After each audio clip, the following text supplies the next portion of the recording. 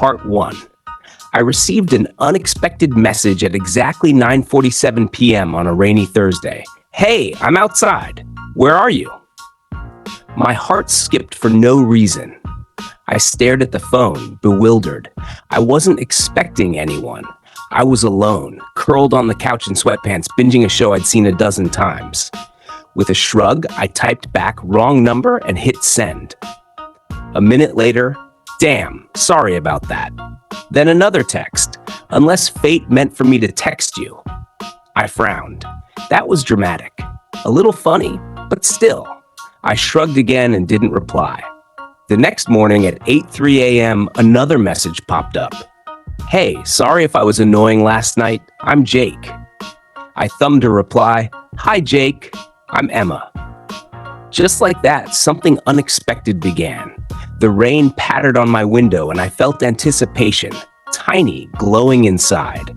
Something had shifted. Part 2, Jake and I continued texting. What began as random jokes and memes soon turned intimate conversations about dreams and fears. He worked as a freelance photographer in Chicago. I was a junior editor in Philadelphia, struggling to find my voice. We shared playlists, childhood stories, hopes for the future. At first, it felt casual, harmless flirting. But I started waking up to his good morning messages and drifting off rereading his last lines. In between work deadlines, I found myself sneaking to the phone whenever it buzzed. We hadn't called. Not yet. No FaceTime. Just the glow of text bubbles. Still, I felt a quiet thrill every time his name popped up. A connection deeper than I expected. I knew something real was forming, and I wasn't sure if I was ready. Part 3. It took 3 weeks before Jake suggested a voice call. My fingers trembled typing, okay. I felt both terrified and excited. That evening at 8:45 p.m., his voice filled my ear, warm, low, calm. You sound nothing like I expected, he teased. Good or bad? I asked, heart pounding. He laughed softly. Better.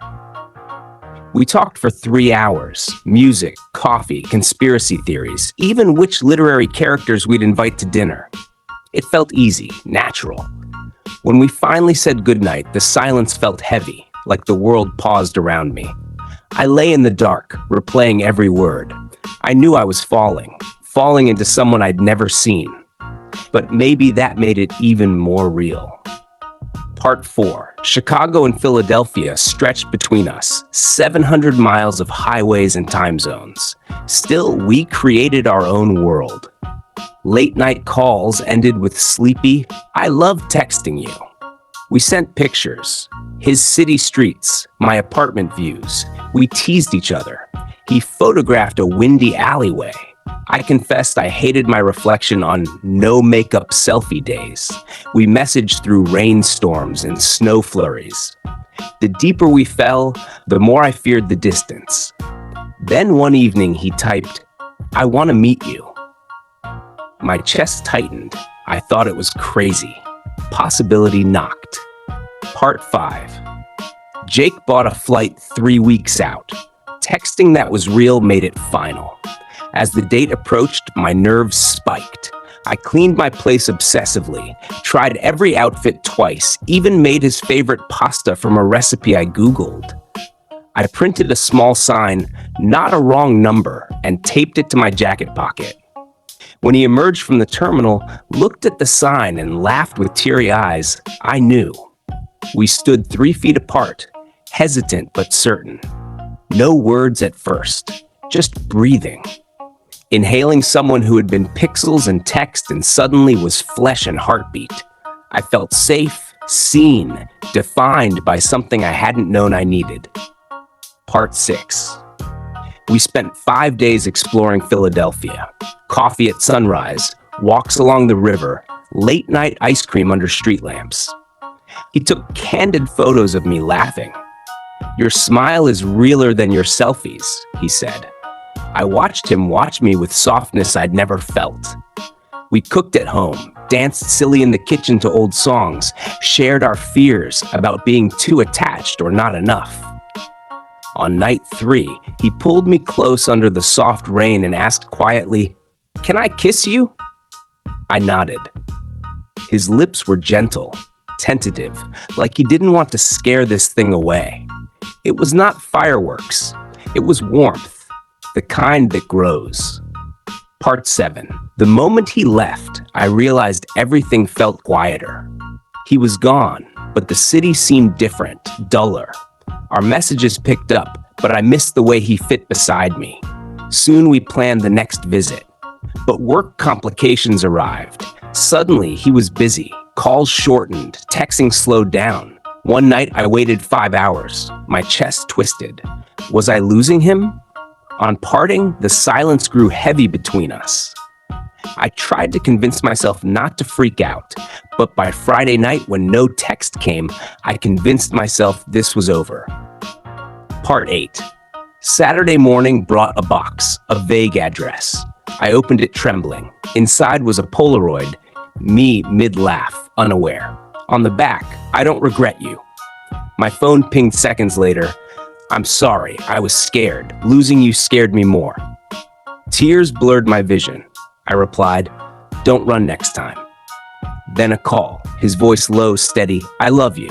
First time. I realized we were fragile but real. He asked if he could visit. I said yes immediately, no hesitations. Part 9. We met halfway, Pittsburgh, to try again. It felt different. We greeted awkwardly, both wary. But by dinner, something changed. He said softly, "Love isn't finding perfect, it's staying through the imperfect." I nodded. Tears pooled. That weekend, we weren't lovers. We were partners renewing vows not in ceremony but in posture, leaning in despite fear. Part 10. Returning home, we changed our rhythm.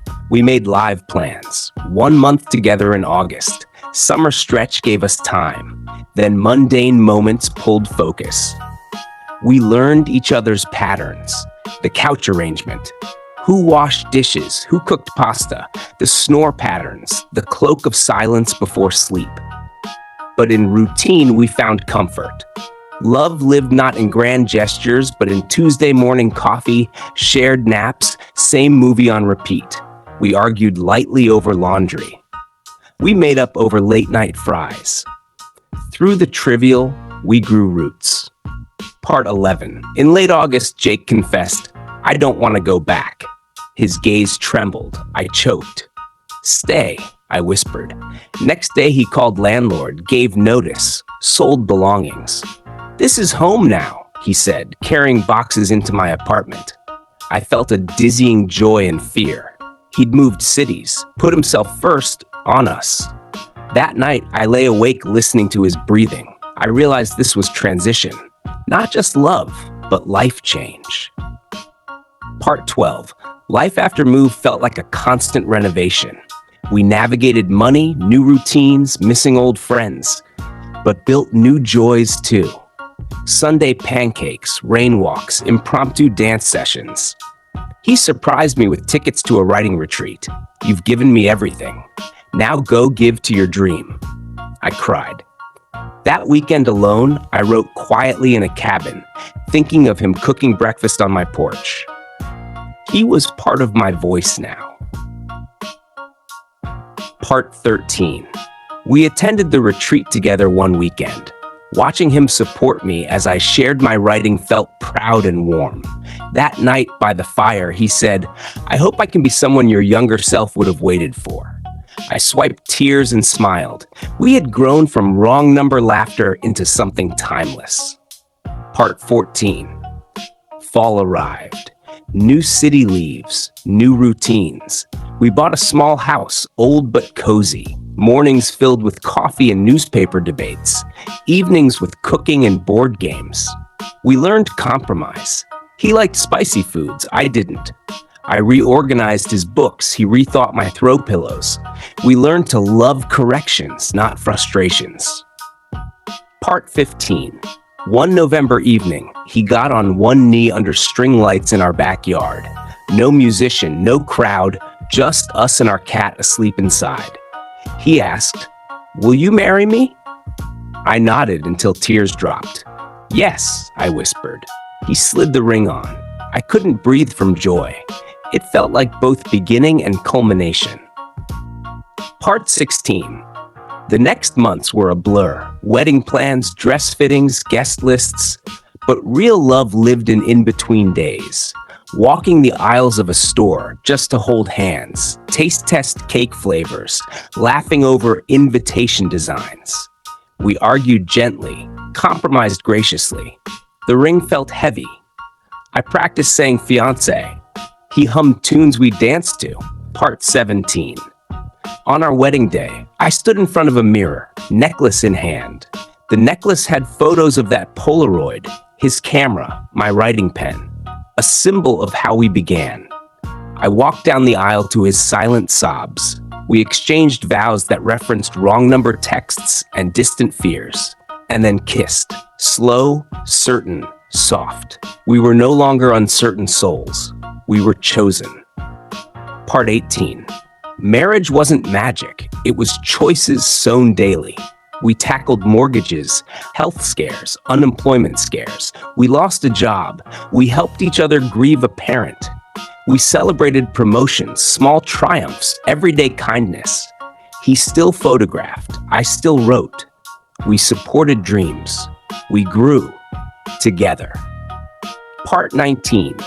2 years later, in spring, we found out we were expecting. The news felt surreal. We laughed, then cried more. He held my hand and whispered, "We're already parents to coffee and dog. It's time for a new kind of love." I nodded against his chest. He took a Polaroid of me crying. Later, he framed it beside the first laughing one. Life full circle. Part 20. Our daughter was born in autumn under golden leaves. Holding her, I thought, this began with a wrong number. A misdial, a chance. But every subsequent choice was us saying yes. Yes to fear. Yes to love. Yes to growing beyond islands into shared land. We taught her that love isn't perfect. It's courageous. It asks for vulnerability. It chooses again each day. And I looked at Jake, exhausted, smiling, and I whispered, "Fate isn't random. It's courage disguised as coincidence." Tags: romantic story, text to love, unexpected love. Description: this 20-part story traces a modern love born from a wrong number text, evolving through distance, fear, mistakes, and choices into marriage and parenthood, proving that love grows through courage, honesty, and choosing each other every day.